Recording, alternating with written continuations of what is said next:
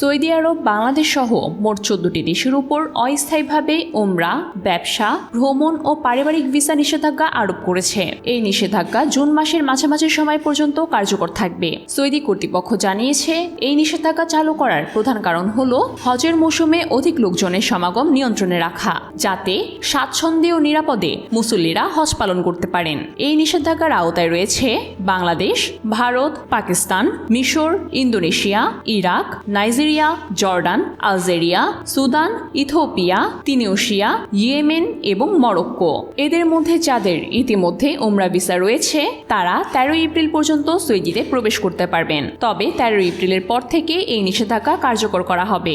Saudi কর্তৃপক্ষ জানিয়েছে, এই নিষেধাজ্ঞার প্রধান উদ্দেশ্য হল হজের সময় বেশি মানুষের সমাগম ঠেকানো এবং অতিরিক্ত ভিড়ের কারণে অস্বস্তি এবং নিরাপত্তাহীনতা সৃষ্টি হওয়া থেকে রক্ষা পাওয়া।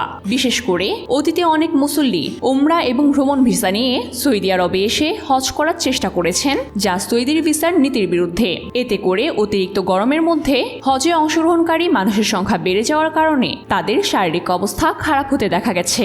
এমনকি 2024 সালের হজে অতিরিক্ত গরমের কারণে 1200 জন মানুষ মৃত্যুবরণ করেছে, যারা শীততাপ নিয়ন্ত্রিত তাঁবুতে প্রবেশ করতে না পেরে পানিশূন্য হয়ে মারা যান। এছাড়া এসব দেশের অনেক নাগরিক সৌদি আরবে ভ্রমণ, ব্যবসা বা ওমরা ভিসা নিয়ে সেখানে কাজ করার চেষ্টা করছেন, যা সৌদির ইমিগ্রেশন নীতির বিরুদ্ধে।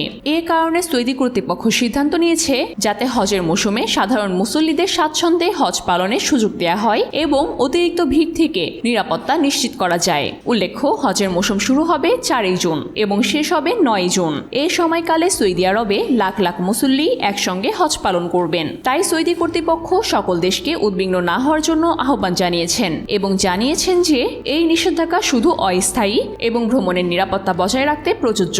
এই ভিসা নিষেধাজ্ঞা সৌদির সিদ্ধান্ত হিসাবে সাময়িক এবং কেবল হজের সময়ে মুসল্লিদের নিরাপত্তা নিশ্চিত করতেই নেওয়া হয়েছে। এর ফলে ভ্রমণকারীরা যাতে সুস্থ ও নিরাপদভাবে হজে অংশগ্রহণ করতে পারেন তা নিশ্চিত করা সম্ভব হবে বলে সৌদি কর্তৃপক্ষ বিশ্বাস করছে।